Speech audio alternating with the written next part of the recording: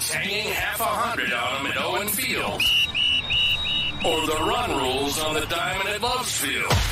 We're giving you the breakdowns, the bets, and the hot takes from the perspective of two former OU Athletics employees. You're listening to the Mainline Podcast with Tyler Burton and Adam Jaquez. Let's go! Let's go! Let's go. It's the Mainline Podcast. He's Tyler Burton. I'm Adam Jaquez. Got a loaded show tonight. Tyler, what are we talking about? Going to be recapping Oklahoma spring game over the weekend. We're going to be touching on kind of some of our key takeaways from both the offense and the defensive side of the ball. We're going to touch on Oklahoma baseball. They're finding their footing, Adam, one of the hottest baseball teams in America right now over the last couple of weeks of the season. Regional host possibility. It's kind of coming back into the flames. And then obviously Oklahoma softball continuing to ride the wave of positive momentum. Another sweep at home. We'll touch on their performance against the Houston Cougars. And of course, we've got to talk about some transfer portal additions that Oklahoma is adding in the recruiting front right now. So things are good. Adam obviously was excited to be back down there in Oklahoma for the spring game. Got to kind of partake into some festivities, some coverage that we'll touch on in here just a little bit. But did some fishing over the weekend. NHL, NBA playoffs are in full effect right now, about to move into a new house. So yeah, man, things are crazy good right now. Also super busy at the same time. Trying to sneak in a little bit of golf in there as well. So how are you doing down there in the 405? Thunder up 1. Let's go. Yeah, funny story. I've basically not watched very much NBA at all since they went on Bally Sports and became pretty much unwatchable unless you had traditional cable. And so I did watch the first playoff game for the Thunder the other night. And the next morning I was like, I'm going to go through all the rosters of all the teams that are currently in the playoffs, just see who's still on these teams that, you know, people have moved around in the last 3 or 4 years. And I get to, I think it was, I don't know, the Magic or somebody. They have C. Anthony on there is what I see. And I'm like, I think Carmelo Anthony is retired. I found out it's Cole Anthony. So that's how much NBA I know just a few years later. I used to watch every game, and now I'm much more invested in OU baseball and OU softball, so which we're going to talk about here. But before we jump to that, I guess we need to talk about the spring game. And thanks to Red Dirt for hooking us up with some sideline passes and giving us the opportunity. We'll see as, you know, some more content coming out from what we were able to do there on the field. But we got an up close look at a lot of different guys on the roster, able to see them, especially in warmups. I think that's where you gain a lot more knowledge of, like, okay, what size difference are we talking about, both on guys that have developed over the offseason and spring practice time, and also the new guys that come in. We had a clip that went out on Twitter of David Stone looking the part specifically there, but a lot of new faces there and a lot of length and girth. So I guess I'll step aside here. Give us a little length and girth report from the spring game. Adam, I made the comment to you while we were kind of watching warm-ups. We were watching the game kind of play out on Saturday afternoon. I made the comment to you that this is probably length and girth report here. This is the best-looking Oklahoma football team, particularly on the defensive side of the football. You can tell that this is year 3 of Brent Venables. You can tell that Jerry Schmidt has been on campus now in the strength and conditioning role for 3 years now. And this looks like an SEC type football team, particularly on the defensive side of the football. You know, we've got defensive backs that look like what our linebackers used to look like, 7, 8, 10 years ago. And again, it just kind of goes back to the buy-in, the culture, the overall development that this coaching staff and the strength and conditioning staff has continued to, build day in and day out. And these guys have really taken to it, led by the nutrition staff, Jerry Schmidt, the rest of the group as well. It's night and day difference what this football team looks like compared to just 3 years ago. And that's what you got to have going into the SEC here in just 5 more short months. But it was good to see some of the young guys out there like a David Stone. You put the video out there on Adam. He's a guy who, definitely looks the part of when you look out there, you scan the guys that are across the field right there. He's the guy that sticks out. Okay, that's the 5-star defensive tackle that we got from IMG. He sticks out like a sore thumb. Jaden Jackson, another one as well, a guy that you just can't sit there and believe that he's actually 18 years old right now, should still be in high school. This kid is absolutely phenomenal. Had some flashing moments as well over the course of the spring game, but again, just a huge shout out to Red Dirt Media, having an opportunity, to get some media credentials to cover the game along the sidelines. We had an opportunity, Adam, to talk with a few, former Sooner greats, kind of get their thoughts on, what they're up to right now. their thoughts on Team 130, a look ahead to the transition in the SEC. I know you had an opportunity to chat with Eric Gray a little bit about, he's being a former Tennessee product, a guy that's played in both the Big 12 and the SEC. So it was good to kind of, hear some of his takeaways. Same with Wanye Morris, a guy that I had an opportunity to interview as well. So all around, it was just a fantastic, overall experience. I know for us, we got to take full advantage of it. It's a pretty good content as we look ahead to come out here over the coming days. Yeah, make sure that you're subscribed here on the YouTube channel for Red Dirt, or following us on Twitter, X, Red Dirt Media, and the Mainline Pod, because some of that content will be coming out later throughout the rest of the spring and summer, and more content specifically with current players as well. I do want people that are watching live, I want to know, in the chat there, who impressed you most in the spring game. And Tyler, I'll throw this one to you, kind of starting with the offensive side of the ball. Like, what stood out to you once actual gameplay started happening there in the spring game, as we roll some of the highlights in the background? Yeah, Adam, I went into this game with the hope and expectation that Jackson Arnold would just kind of confirm what we already know, and that he is the solidified QB1, and that's exactly what he showed on Saturday. I was very happy with what I saw from Jackson. The elite arm talent was on full display on Owen Field Saturday afternoon, and it was so obvious to everyone in attendance, and this is no shot to any of the other quarterbacks on the roster, but it was pretty obvious to everybody in attendance that the ball just comes out of Jackson Arnold's hand a little bit differently, a little bit more pop on it. And I thought that he did a great job, showing poise, being comfortable in the pocket, keeping his eyes downfield. And even though the completion percentage probably on paper, at least, isn't what you would like to see, being just 10 for 20, but, a huge portion of those throws were down the field bombs.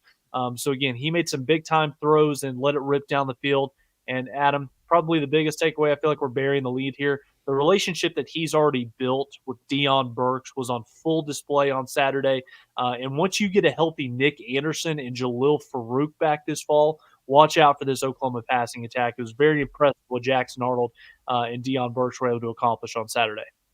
Yeah, I mean, the thumbnail here on YouTube is as advertised, is what Deion Burks was, and probably better than advertised, really. Mm-hmm. And yeah, you put him in the slot, that's just a different dynamic, because Stoops was great in the slot, but Burks is someone that's going to be able to stretch the field. And I think that puts so much stress on those linebackers, those safety, nickelback positions. Usually your best cover guys are going to be your corners, and Burks is going to avoid pretty much all those defenders lining up there in the slot. So that just changes the dynamic there. You're able to run a lot more of your corner routes out of that slot position, that his speed can bring a lot of versatility there too.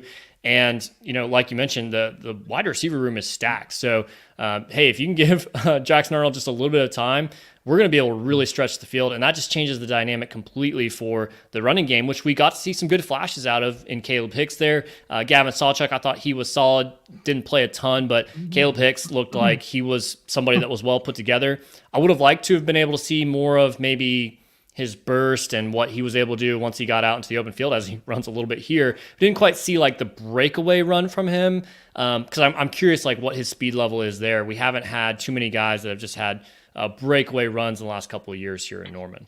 Yeah, Caleb Hicks, I think he was definitely the shiftiest, the best running back in between the tackles on Saturday. We saw some good things from Gavin Sawchuk along with Sam Franklin, but make no mistake about it, I thought that Caleb Hicks, number 0, I thought he was the best running back position that DeMarco Murray threw out there. So excited to see what he's able to continue to do as his opportunities come, as he's able to get more carries, because I think he's firmly cemented himself in the rotation to where he might not be starting this year, at least right off the bat. But make no mistake about it, when you've got Gavin Sawchuk, you've got Javonte Barnes, who didn't see the field on Saturday, even though he was a guy that came out early in warmups. And, Adam, we kind of talked about it, getting some footage of him, watching him, kind of go through warmups and in preparation. He's a guy, he looks like your prototypical SEC running back. And so the fact that he wasn't able to get into the game on Saturday, I know that Brent Venables talked about how they wanted to give other guys opportunities to tote the rock a little bit.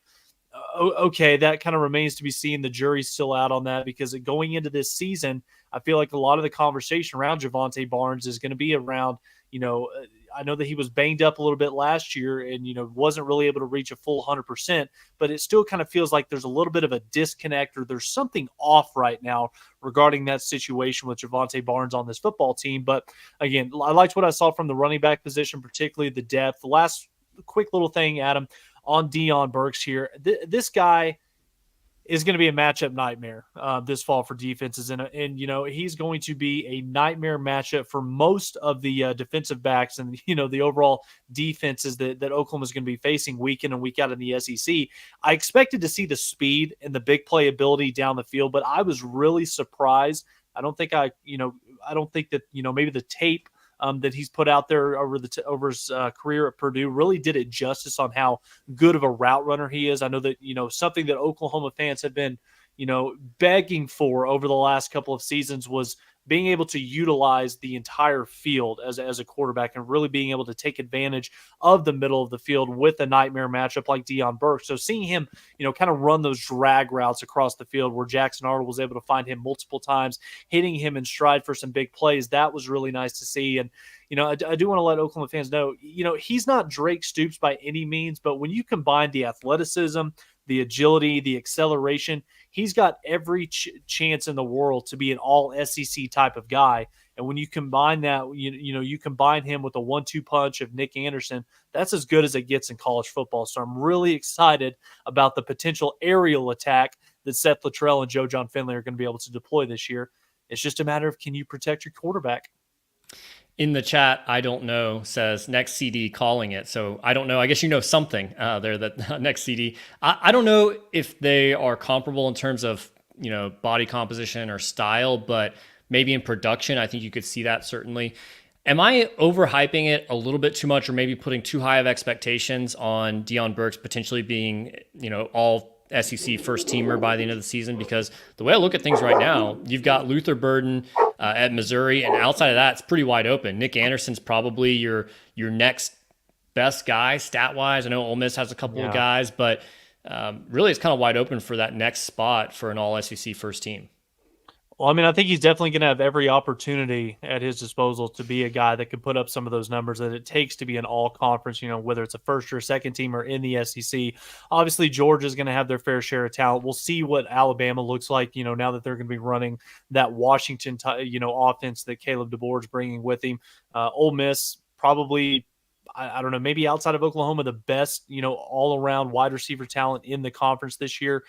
Texas A&M is going to have something to say about that as well, with a couple of guys that they're going to have Connor Wigman throwing the football too. But yeah, I like what I see from Deion Burks, and you know, you combine that with, you know, maybe even some of the younger guys that we had a chance to see on Saturday as well, like an Ivan Carrion or a Zion Kearney, a couple of guys that just simply because there's so much quality depth and older guys in front of them, it's really going to be hard pressed for them to be able to find their way onto the field on Saturdays this upcoming fall. But I like where Oklahoma's wide receiver position is at right now. It's amazing what Emmett Jones has done in his short time at Oklahoma and transforming it into not just one of the best, you know, all around wide receiver rooms that Oklahoma's had in quite some time, but this is arguably a top 5 wide receiver core in college football right now as well. And that, you know, there's a lot to be said for that, especially when you kind of look around the country and you see what programs like Ohio State or Oregon or, you know, Alabama and Georgia as well that are really starting to, you know, kind of come onto the scene where they're consistently year in and year out have dominant, elite, deep wide receiving cores. Oklahoma's right up there in the mix as well. Okay, offensive line, probably the group that we all wanted to see. And going in, you know that you're really not going to learn anything because you don't know if the defensive line is that great or if the offensive line is that bad. My initial impression was I think the interior looks solid in pass protection. The tackles probably need a little bit of work. We need to probably shuffle guys around to figure out who our dudes are there. And I know there's a lot of shuffling, different series, going up against different defenders. So it's really hard to get a gauge there. But that's my biggest concern is those bookend tackles, especially in pass protection, because I thought the quarterbacks did a good job working around in pressure and not get sacked nearly as much as they should have. But they were kind of on the move pretty much the entire spring game. It was better than what I expected, but it's still not where it needs to be. And again, I know it's only April 23rd right now. We've still got 5 more months before this thing kicks off. Obviously, you're going to get a couple of guys back, you know, that are kind of bit by the injury bug right now. But I liked what I saw from the interior guys. And you make a great point, is particularly Wee Woo and Jacob Sexton. Josh Bates at center, taking over for Troy Everett, looked pretty good at times during the game. It's clear that he's a new guy that's still learning how to play the center position consistently at a high level. But you've got to be excited about what Josh Bates put on tape out there on Saturday. The tackle position, like you alluded to, This is where it gets a little dicey for me, and not because I don't think that, we have talented guys who Bill can develop into solid players. It's more to do with the fact that we're going into a conference. We're going to be going up against, certain, pass rushers week in and week out in the SEC, to where you have to be, not just solid at the tackle position, but you've got to have guys that you can trust to be out there on an island and, not dedicate a running back to be able to, stay in there and help with pass protection, or, put a tight end on the line of scrimmage that can kind of, chip and help out, his tackles. But again, all of those programs are going to have good pass rushers off the edge, particularly some of them like we're going to face, like in Alabama or a Texas or even a Tennessee that's going to have NFL type guys, coming after Jackson Arnold on Saturdays. But again, are we where I want us to be right now from a tackle position? No, but we still have another 5 months to go. And you'd have to think that once Garen Hatchett, gets back to fully 100%, this summer, he gets into fall camp, you'll be able to slide Jacob Sexton back outside to that left tackle position. And then really, Bill's going to be put into a situation where you're going to have to, kind of decide between Michael Tarquin, between Jake Taylor, between Spencer Brown, who's going to solidify that right tackle position. And unless Oklahoma takes another tackle from the portal who Bill thinks can come in and be better than what he already has on campus right now, then I think that that's really kind of a three-man battle that you're going to be looking towards. But again, I'm pleased with what I saw on Saturday, but it's still not where we would like it to be with what we know is coming and what's going to be a gauntlet of a schedule that Oklahoma is going to face in their inaugural season. On the other side of the ball, the disruptors of that offensive line, the defensive linemen there, I think Jane Jackson, as advertised, maybe better than advertised, just like Deion Burks there. He probably has one of the easier roles along that defensive line of just plugging up, the middle there and taking on two blockers, and he was doing an excellent job of that, in my opinion. David Stone, we talked about him. He looks the part. I think he's still refining some of his technique, but you can see some of the flashes of brilliance there. And so I'm excited to see. He looks like one that's going to contribute quite a bit. Caden Woolard was a guy that I don't think put up a whole ton of stats, but watching him, I think he was disruptive. I think his floor is at least what Rondell Bothroyd gave you last year, the transfer out of Wake Forest. But looking at Caden Woolard, he's possibly the best looking guy in that defensive end room. I know PJ Adebawore looks good. He's kind of all legs. Caden Woolard's got more balance. His length and his frame, it just looks more like, it looks like an NFL body to me, in my opinion. So I'm curious to see as he continues to adjust to, a Power 5 level program, making the transition from a very good defense in the MAC conference to a really uprising defense in Oklahoma. How does he adjust? Is he able to take on the same production load that he did at Miami of Ohio? Because he looks great in a uniform, and I thought his production was decent in the spring game, but would love to see that continue to progress as well. He was a guy, Adam, that while we were watching the defensive line group kind of go through warm-ups over there with Miguel Chavis, he was a guy that I nudged you and I said, hey, who is that guy over there? He looks a little bit different than some of the other edge guys. And yeah, that's Caden Woolard out of Miami of Ohio. Had a pretty good day on Saturday. I think that when you look at what Oklahoma's had at that position group over the last couple of seasons, whether it's a Trace Ford who's still on the team or a Rondell Bothroyd, I think that Caden Woolard probably has a little bit higher, ceiling. He's got more of an upside than what we got from those two guys over the last couple of seasons. But again, make no mistake about it. We've talked about the interior defensive line group being the group that's going to kind of dictate whether or not this guy has the potential to be a top 15 to 20 defense in year one in the SEC, or maybe you're, maybe in the top 50 or on the outside looking in. But yeah, I thought that David Stone looked really good, like you alluded to, Adam, refining his technique, getting a little bit more polished, with his hands, with his hips. That's something that Todd Bates is going to continue to mold him, into the next great, Oklahoma defensive lineman that we've seen come through this program over the last, 20 or 30 years. Jane Jackson, to me, I think he's a starter day one. If not, he'll be starting by the time the first SEC kickoff against Tennessee comes around. Grayson Halton, he was another guy that, everybody's just been kind of waiting for. Okay, this is your opportunity. You're one more year older. It's time for you to take that next step and, make that jump forward. I think that Grayson Halton, from everything that we've heard going on through the course of spring practice, from what he put out on tape in his performance in the spring game, Grayson Halton seriously feels like a guy who's, he's continuing to make steps to where he's a guy that you can rely on Saturdays this upcoming fall. Devon Sears made some nice plays. DJ Terry didn't even play. I had no problem with that whatsoever. He's your most proven veteran guy in that room. You do not want to see him out there in the course of a meaningless spring game. You talked about some of the edge guys, Adam. I kind of want to get your thoughts on here because I had an opportunity to kind of go back and watch a little bit more of the tape that from the broadcast on Saturday. And again, take it with a grain of salt. You really very rarely were they ever in a position where you had good on good. It was first team going against second team, 2s on 1s, vice versa. And so, how outside of, just health and get off and, how well they're able to, use their hands, pass rush moves. It's kind of hard to judge how a guy like PJ Adebawore, who was extremely productive on Saturday, having a sack, probably could have been awarded at least 2 more.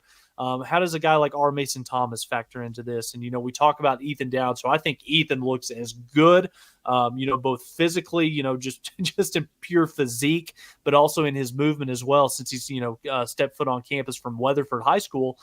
So again, a lot of good takeaways, I think, from the defensive line group as a whole, both interior and edge guys. So if you're Chavis, if you're Bates, you've got to feel good about the progress that you've made along the line of scrimmage, but it still kind of feels like there's more to be desired, whether that's continued development with what you've got on campus right now, or possibly bringing in, who we'll get to here in a second, a couple more defensive tackles from the transfer portal.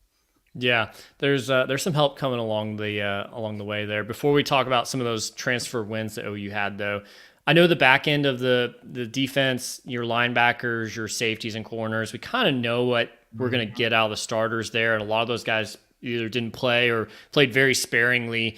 So it's more about some of the younger guys that were able to get their chance to shine. We don't expect them probably to be super big contributors because there's a lot of experience in this defense, but anyone on the back half of the defense that stood out to you want to recognize before we talk about some of those transfers? No Woody Washington, no Billy Bowman, no Gentry Williams. So you had the opportunity to see some of the youngsters. And I'm just going to go ahead and tell you right now, Adam, Michael Boganowski, wow. He's a go-getter. He's a go-getter. He's what you look for in a prototypical, strong safety in the SEC. He foots the bill. Fantastic pickup for Brandon Hall and Brent Venables as well. It's super exciting to watch that kid, fly around making plays. He's just barely even scratching the surface on what he's going to be as a football player. Once the game slows down for him, once he, starts to figure things out a little bit more on the mental side and running a Brent Venables and a Zach Alley defense, Michael Boganowski's ceiling, it's just going to continue to get higher and higher. If you have an opportunity to buy stock in one player, I think in the back end of that defense, and maybe one more I'll touch on here in a second, Michael Boganowski is definitely somebody that I'm kind of pushing all of my chips in as well. So, huge shout out to MB, fantastic player on Saturday. And all of our stock tips and how to actually buy stock, that's all available in our Patreon. So you have to subscribe there to learn how to do that. Mm-hmm. Elsewhere on the defensive side of the ball, I think there was, I would agree, Boganowski's probably the one that stood out the most to me there. I think Jaden Hardy looked nice as well. Reggie Powers is another guy that looks nice.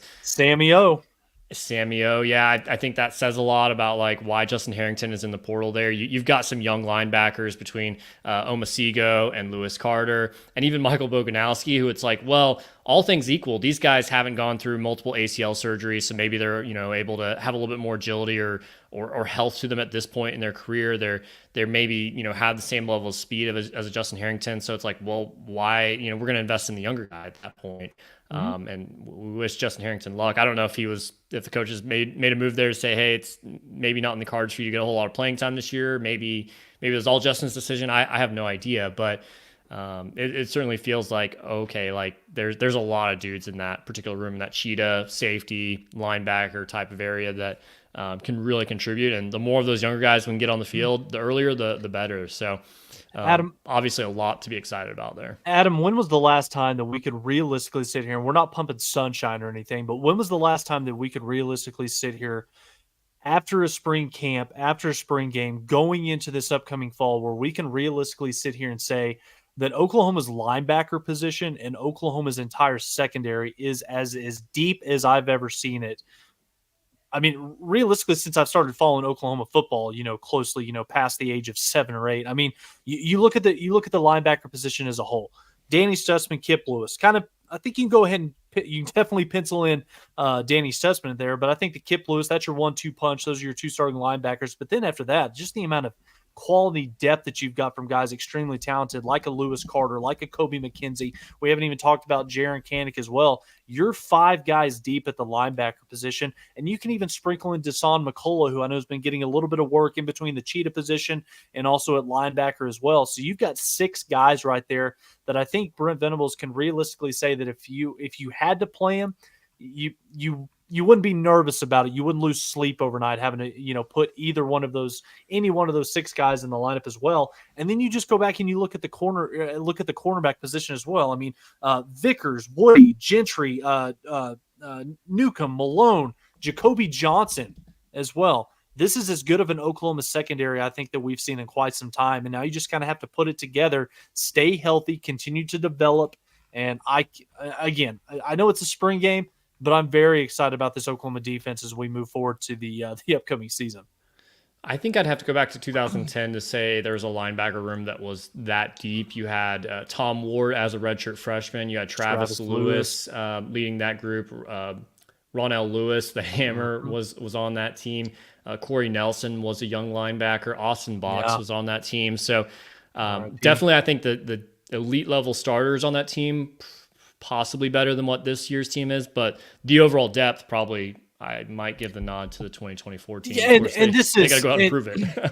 And I mean, maybe this is taking a shot I don't really intended to, but you don't have a Curtis Bolton or a David Agwebu on this roster at the linebacker position. You've got true elite guys at the linebacker position that Brent Venables and Zach Alley are only going to continue to make these guys better as they continue to grow and develop. So I don't know. Maybe I am drinking the Kool-Aid, but I'm very excited. If this defensive line, particularly the interior, and we'll touch on the transfer pickup that they just got. We know they're looking to get at least one more. If these guys can play consistent, hard-nosed, SEC type football, then I think that this is the best defense that Oklahoma will have had since maybe 2010. Let's go ahead and talk about the defensive transfer first there. Jermaine Lowell, or I think I've heard some people pronounce Lole or something like that. So I'm still waiting to hear the official pronunciation, but the transfer from Louisville, he's a guy that I know a week ago just kind of came on the radar. I said here on the show, I was like, I don't think that's one that really excites me a whole lot, or was necessarily one that OU was necessarily going to go after. And then here we are a week later, he's committed to OU. He's one that we saw on the field, and he was where Brent Venables basically made a beeline to when he came out of the locker room, was standing actually right in front of where we were talking to Lowell, and then Dominic Williams out of TCU, who I've been calling in my head Demonic Williams. So I don't know how the spelling of that works. It's Dominic Williams. But OU gets a really good player here out of the defensive line position. He's in his 7th year of college. He's played at 4 years at Arizona State. He had 2 years at Louisville, was really productive for the Cardinals last year on a very solid defense from Louisville that I think kind of went under the radar of how good they were. In my opinion, I don't think this is a guy that's going to start, but I think he's kind of that Jacob Lacey role, or at least a replacement for that of like, here's a guy that's very experienced, has played a ton of football, knows what to do, can be a great locker room guy, and can probably produce at a decent level as probably a rotation guy. 6'3", 310 pounds. He is exactly what Todd Bates needed coming out of the transfer portal. We talk about the loss of Jacob Lacey, losing him obviously to medical retirement. Just a tragic story. Heart goes out to that kid who, again, we saw him on Saturday, Adam. He was out there coaching some of the young guys, making his presence felt, being able to uplift and, help these guys develop, as well as being, kind of the veteran on this roster, that position group. So that kind of left a huge hole to go alongside with DJ Terry, to where Oklahoma, you really didn't want to have to rely on a guy like Grayson Halton, who, again, just simply because of the fact that he doesn't have the experience. He hasn't played a ton of snaps. And then you also didn't want to bank on the fact of having to rely on a couple of true freshmen in Stone and Jackson. Getting a guy like Jermaine is going to give you the opportunity to where, yes, he may not start, but he's a guy with that size and stature. He's exactly what you want, a guy that can come in and, chew up one, if not a double team, each and every single snap. He can plug the run, plug a couple of those gaps. And I'm very, very excited what he's going to be able to do. And if you're a guy like Danny Stutzman or a guy like Kip Lewis, your best friend and one of your keys to being able to play, 100% fast downhill football is having quality guys on the interior defensive line that can, prevent some of those interior offensive linemen from, being able to climb the ladder into that next level of the defense and be able to make their way to you at the linebacker position. So again, I know that this probably wasn't the sexiest pickup if you're an Oklahoma fan looking at especially who else is out there right now. But make no mistake about it, he's a guy, he's played a ton of football. He's been bit by the injury bug a little bit. It's kind of been a crazy story with some of the things that this guy's had to overcome. But we saw him on the sideline, Adam. You stood right next to him. He's a guy that in pads, when he's fully healthy, high motor, he's exactly what you want. This is a good pickup for Oklahoma. And if OU gets nothing else in this room, I think you could look at this as, okay, he's not going to take snaps away from David Stone or Jaden Jackson, most likely. Like, those guys have the higher ceiling. They're going to be able to develop while still playing a lull because you need lots of bodies on the defensive line. But if Jackson or Stone is not ready and for some reason, Lowell can go in there and he can be a starter. So I feel like you can get both scenarios out of him. I think that Jackson and Stone, come fall camp, by the time we kick this thing off game one, they're going to be ready to contribute as starters if needed. But I think that the biggest thing that Jermaine provides this coaching staff, and even for Jackson and Stone as well, is I don't think that you're going to have to rely upon Jackson and Stone to play 65 to 70 snaps a game. Yep. By bringing Jermaine in, being a quality guy that's played a ton of football, that added depth piece, then you can limit Stone and Jackson's snaps. Maybe they only need to play 40 snaps a game as opposed to 65 or 70. And that's only going to keep those guys fresh. It's only going to make that rotation that much better, plugging in fresh guys, over the course of a four-quarter game. So I love this pickup, and I don't think Oklahoma's done on the interior defensive line either. On the other side of the ball, Oklahoma got a commitment from the center Branson Hickman out of SMU. He's a guy that we were standing on the field. We kind of turned around at one point, and there he was right behind us.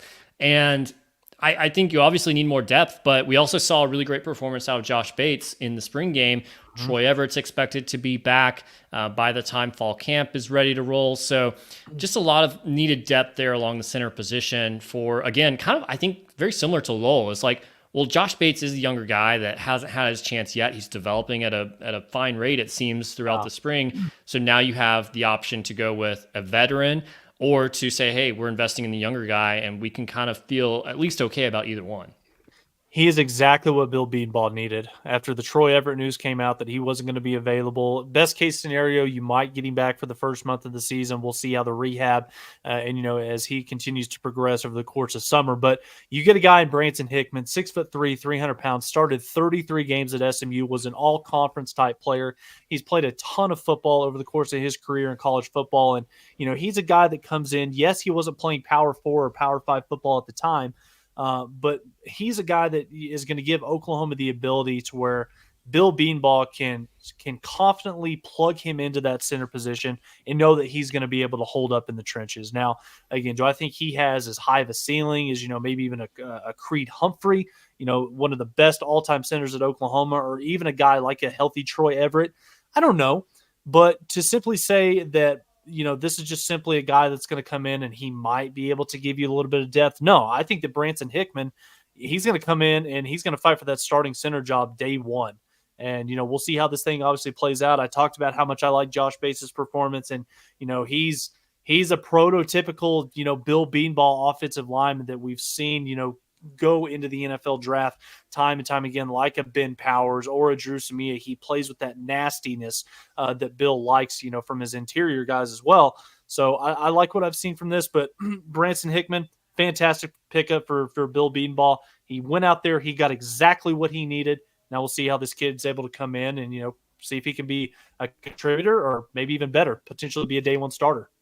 I like that he's from SMU. It's not like he's from South Florida or San Diego State. He's from a team that OU played last year. And we actually have tape of him against some of the guys that we're already familiar with. So Todd Bates can say exactly what he thinks about him because he scouted this guy a year ago. We saw, and so we can measure and say, okay, against Jacob Lacey last year, this is how well he did. Or against any of the other guys that were in that room last year, here's how well Branson Hickman did. And so he's well scouted. They know exactly what they're going to get in him. And they still went after him and said, he's basically our top target at that center position in the transfer portal, and they went out and made him priority, got him. So I think that says a lot about what the staff thinks about a guy in Hickman. Yeah, a couple comments here in the chat. Sooners Cowboy says EPL coming in 2. I'm assuming he means he'll be here in 2 months. Yes, he was actually out there at the spring game as well. Had an opportunity. He stood out. He stood out on the sideline he for stood sure. out. He stood out as well. He's going to be a fantastic addition to this group. And I don't think that we should expect him to maybe play a lot in year 1. But make no mistake about it, he's going to be a nice piece for Bill Beanball to for everybody out there that had an opportunity to kind of watch that second team offensive line. I guarantee you Eddie Pierre-Louis is going to come in and have an opportunity to make that second string offensive line that much better. So fantastic to have him. He also says on here, not looking good to get Williams from TCU. He's obviously in Austin, Texas this week. Yeah, I'm in agreement with you. I would not expect – it would be a huge surprise if Oklahoma was able to land this kid. He was in Norman for a couple of days over the weekend, enjoying the spring game festivities with his family, had an opportunity to spend quite a bit of time with the coaching staff, then being able to lay out their pitch and their vision for him, along with an NIL conversation as well. Anytime that you're able to get the first visit from a transfer portal guy and they don't commit to you by the time that they leave campus, that really diminishes your chances on being able to land them. So kind of as we sit here right now, I would say that it's probably a 10 to 15% chance that Oklahoma lands this kid, but I think he's going to end up elsewhere. We both come from a sales background. One of the famous sayings in sales is time kills all deals. And, the longer time goes on, the less I think our chances are for Dominic Williams. So we'll see. I don't even know if Oklahoma will go after anybody else. If they miss out on Williams, we'll see there. Anyone else on the transfer side of things that you think are maybe still a big need for this team going forward before we talk about a high school commitment that just happened? I mean, obviously numbers play a huge role in this, and I don't think that Oklahoma is going to be losing too many, if any, whatsoever, in terms of guys that are going to be, transferring out. Obviously, we've still got a few more days left before the transfer portal window closes. So you would expect that if somebody was going to transfer, they would be in the portal at this stage in the game. So again, in a perfect world, I would go take one more interior defensive tackle, and I would try to get one more offensive tackle as well, because I feel good about Jacob Sexton out there at left tackle. But even though we've seen some good things from Michael Tarquin and Spencer Brown, who have played a ton of football, still a little bit of uneasiness about who's going to be playing that right tackle position, because, in the SEC, you got to be able to bring it. You've got to have all 5 guys firing on all cylinders, and, not have one guy be a liability, especially out there on the edge, who's going to be expected to hold up against some of those elite NFL type pass rushers that Oklahoma is going to be facing in the SEC. Real quick on a 2027 recruit that committed to Oklahoma earlier this week after the visit to the spring game. That's defensive end Zane Rowe out of Denton Guyer in Texas there. He's a guy that he actually was standing right in front of us when we were there pregame on the sidelines. And if you watch Todd Bates, he comes walking out of the tunnel. He bypasses everybody else. He goes straight to Zane Rowe. Now, he's going to be a guy that's on the defensive end position, so he's not going to be Todd Bates' disciple there. But he's a guy that I think when you see Todd Bates go to someone, that's clear priority. He's a guy that you won't see probably a star ranking on him maybe for another full year or so as those services start giving those rankings out. But you can tell just by looking at this guy. As a freshman, he's 6'5", he's 220 pounds, he's got the frame. This dude's going to be, he looks freaky as a defensive end prospect. He's already at a 6A school. He was playing there in varsity as a freshman. I think he's probably a top 50 type player in the nation, maybe a 5-star prospect potentially. We'll see how things go a long way before any of that happens. But the fact that Georgia, Oregon, Miami all had offers to this guy, and this guy, I know he's at a big school in Texas, but typically speaking, you usually find the guys around you first, and then you start going off to, okay, nationally, who else do we need to know about? The fact that those schools know about this guy, had already offered him way outside of their region, their typical recruiting grounds, that says a lot about what this guy's potential is. And the fact that Brent Venables and Todd Bates and Miguel Chavis said, yes, we will take your commitment this early on, because there's guys in the 2025 class that I think they're still kind of saying, wait, don't commit yet. We want you to be sure, but probably what they really mean by that is we're seeing who else we could get there. Zane Rowe's the type of talent that you don't wait on, you take that immediately. And just by watching his interactions, I think he's pretty mature for his age. We'll see. Long way to go. Anything can change. But overall, he looks and carries himself in the way that Brent Venables' recruit does. Adam, I don't think I have anything to add to that point that you just made. The only thing that I will say is that when you look at the track record and you look at the guys that Brent Venables, Miguel Chavis, Todd Bates have been around, who they've coached, who they've recruited, who they've brought in during their time at Clemson, anytime that you've got a coaching staff that's been around that type of talent, who are huge portion of them are playing in the NFL on Sundays right now. Yeah, they know what it looks like. They know what it looks like, and the fact that they've really sought out this guy who's he's barely even, I don't even know if he's driving yet. I don't even know if he has his learner's permit yet. He's 15. He's class of 2027. When you've got guys that have that track record, that know what it looks like at an elite level, and they seek this guy out at such a young age, yeah, I'd be excited about it as well. Let's talk baseball. No Adams optimism this week. Yeah, we haven't had Adams optimism in a couple of weeks, and baseball just continuing to roll. I think they're on like a 7 or 8 game win streak right now. As tradition goes, as we record this on a Tuesday night, they're currently in a midweek matchup against Wichita State. I think last I saw they were up 3-0, so hopefully they're able to pull that one out at home to keep the streak alive. Yeah, Adam, 4 sweeps so far in Big 12 play for Oklahoma, the most ever for an Oklahoma team. It's kind of an open-ended question, but what's leading to all this success, especially recently for Skip Johnson's bunch? Yeah, I think the offense just coming into form there, and you're seeing a lot of balance. We talked about a couple weeks ago, Bryce Madron didn't have the best series, but you saw other guys step up. Same thing with Jackson Nicholas not playing at BYU, as he was just kind of being cautious with his injury. He was back today in the designated hitter position. So 2 guys that are contributing a lot, but not every week. And so you're seeing other guys step up. Jason Walk being a big one. He had the night off today. That one's kind of interesting because John Spikerman made his return to the starting lineup. So I'd be curious to see where Skip goes, in the lineup. We've talked a lot about that in recent weeks over, the course of Spikerman's hiatus via injury. But we're just seeing a lot of great offense out of this team. I know they're not playing the best pitchers in BYU or K-State, but they're racking up the runs. They're making it easy for the bullpen, where it's not stressing them or putting them in tough positions. So just leading to a lot of success. Anytime you can score 10 plus runs a game like you're doing out in Provo, like you're pretty much putting yourself in a position where it's really difficult not to go 3-0 at that point. Oklahoma, as we sit right here on Wednesday, April 23rd, Tuesday. God, it's been a long week already. Oklahoma sitting here at 14-7 in the Big 12 right now. That gives Oklahoma a commanding 3-game lead for first place in the conference right now. But Texas looms this weekend. Are we expecting Oklahoma to go down to Austin and take 2 out of 3, or it's here in Norman? It's here in Norman, so yeah, even better. I would pack hope, the Dale. Yeah, exactly. Hopefully, this is the moment that we've kind of been waiting for. OU's played some of their best baseball when there's been good crowds, but it's not been like the get to the L-Dale, support this team like they are one of the best in the country.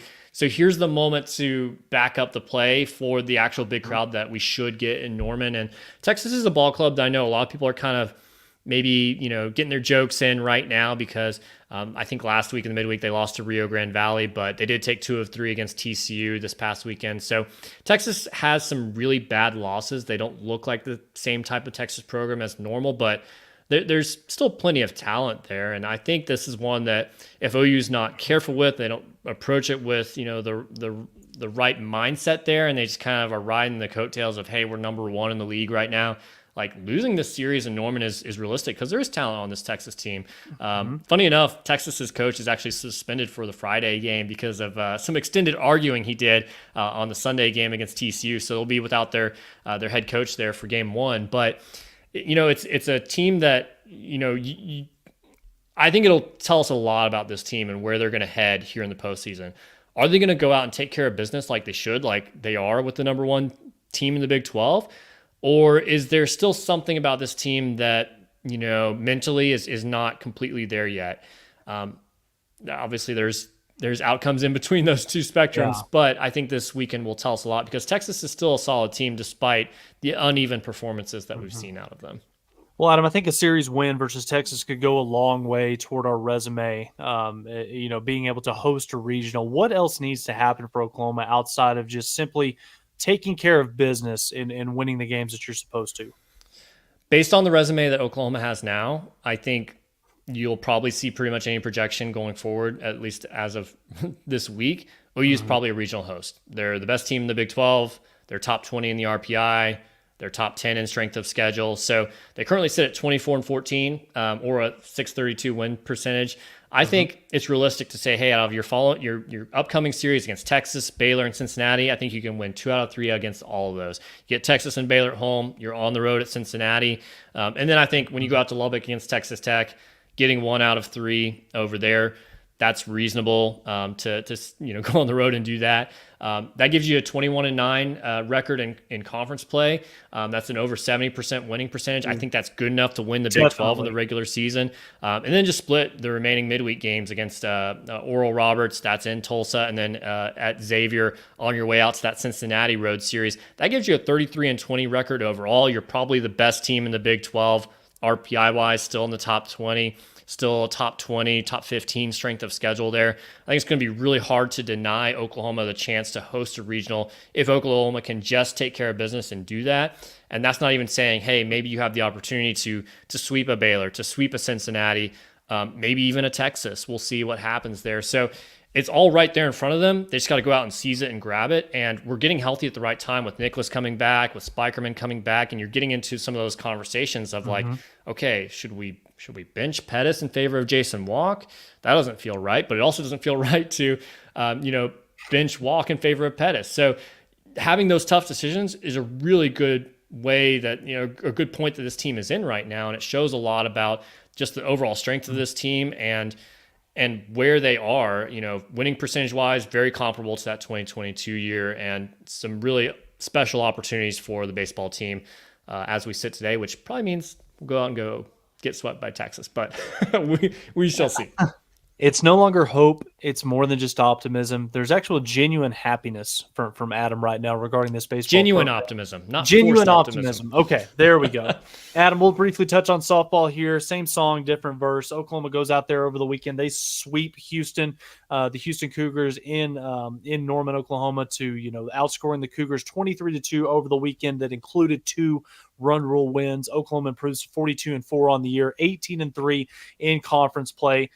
Kirsten Deal, that's the biggest takeaway that I have for this. Obviously, she was awarded Big 12 Pitcher of the Week, earlier this week by the conference. She threw a no-hitter in the midweek game against Tulsa down in Oklahoma City at Hall of Fame Stadium. Then she backed that up with an impressive complete game shutout on Sunday where she gave up just 2 hits, struck out 10, quickly becoming, at least in my eyes, Oklahoma's number 2 pitcher on this staff right now. So it's been a fantastic, I don't want to say turnaround, but it's been fun to watch Kirsten Deal kind of overcome some of those early in the season type adversity moments that she experienced. And now it kind of feels like she's starting to find her footing a little bit. Confidence is growing. Comfort level is continuing to get better and better. And, as we sit here right now, Adam, I mentioned the 18-3 conference record. Oklahoma maintains a 1-game lead over Texas and a 2-game lead over Oklahoma State. So that leads to the upcoming weekend where they're going to be traveling down to Orlando to take on UCF. This should be an opportunity for Oklahoma to go out there and sweep the Golden Knights. I would expect nothing less from this program as they continue to play a little bit better base or softball. I know that, I don't want to say that they're not playing good softball. I mean, they're 42-4, but kind of like what we've talked about over the last couple of weeks, Adam, it just kind of feels like there's been something a little off. There's 1 degree, that's a little bit off here. And it definitely feels like Oklahoma and Patty Gasso are finding their footing. They're starting to play, that brand of softball that we've seen over the last 5 to 10 years. And again, if there's one thing that I had to critique, and Patty Gasso's talked about this, it still kind of feels like Oklahoma, they're struggling to get that timely hit, that key hit in the moment of the game where they've got runners in scoring position where, they can either bust the game wide open or they can get that run rule to seal the deal. But again, I would expect Oklahoma to go on the road to Orlando this weekend, take care of business, and then that sets up the big-time showdown the following weekend in Norman. You've got Bedlam coming to Love's Field against the Pokes. That's going to be a fantastic environment for Oklahoma softball. For Oklahoma, the state of Oklahoma as well. Super excited about it, but you got to take care of business this upcoming weekend down in the Sunshine State, and we'll see what Oklahoma's able to do. I think UCF series is kind of a little bit underrated in terms of what it means for this team, because if you go out there and sweep that, I think you basically have locked up the Big 12 conference, because I don't think you're going to lose at home in Bedlam in a series. You might lose 1 out of the 3, but I know they're a good team, but at home, a little different there. So I think this is a really important and critical series for you to go out and sweep and kind of take that off the table of like, hey, we're going to shut the door on you before you even ever come to Norman. I get where you're coming from, but also at the same time, 2 of the 4 losses this year have been at Love's Field. So, but again, they're going to have the backing of the crowd. It's going to be the biggest matchup in college softball that weekend. I would expect Oklahoma to come out. Should be a fantastic series for those ladies. Yeah. Anything else before you get out of here? I do want to point out kind of the interesting, I don't know if it's a developing storyline or not, or if it's just Patty messing with the lineup, but I think you saw a really good game on Friday out of Alina Torres, hitting the home run, having a nice double play. I think she even had another RBI later in the innings, in the 5th inning or something like that as well. And then we saw Patty move her over to first base on Sunday, Sid Sanders getting the night off. And Sydney Sanders, now her batting average has dipped below 296. She had a great March. She's been a little bit slower in April. Hitting below 300 in the Oklahoma lineup is not something that we've seen quite often, really at all, in the last 5, 6, 7 years. It's been a while since someone has been under that mark and really been in the lineup. So I don't know if Patty's trying to help motivate Sydney or help give her the rest that she needs. I'm not sure exactly what it is, that's the funk that is hurting her at the plate, but that's kind of one that I'm keeping my eye on a little bit, because I still feel like we got a great transfer when she came out of Arizona State for her freshman year. She's hitting over 400. She's hitting 20 plus home runs, and we've got 13 home runs out of her this year, which is fantastic.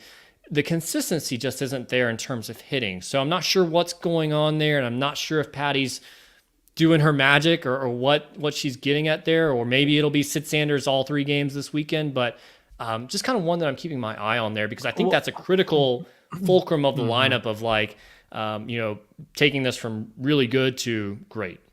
Well, I think that's a perfect summation of what we've seen kind of up and down for this lineup all season long, where, they're playing well, they're swinging the bat well, but it's just that level of consistency. We're very not as regularly as what we've seen in the past, where you've got 1 through 9, everybody's swinging the bat well at the same time. You hope that is something that Oklahoma's going to peak as we get a little bit closer to postseason play. And I know that Sid Sanders, she finds herself in a position that she's not very familiar with, but the position that we are very, very familiar with in Oklahoma fans is that Patty Gasso is going to play the best 9 girls, regardless of where you came from, how well of a March you had, or whether you're a freshman or an upperclassman as a senior.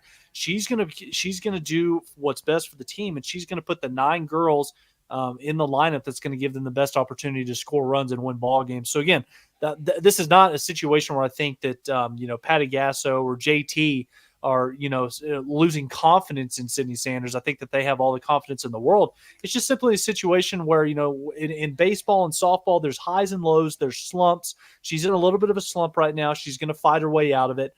This is a fantastic coaching staff, and Sydney's she knows that she can do it. It's just a matter of now. She's got to kind of get back on track right now. She's struggled a little bit over the last couple of weeks. She'll find it. Yeah.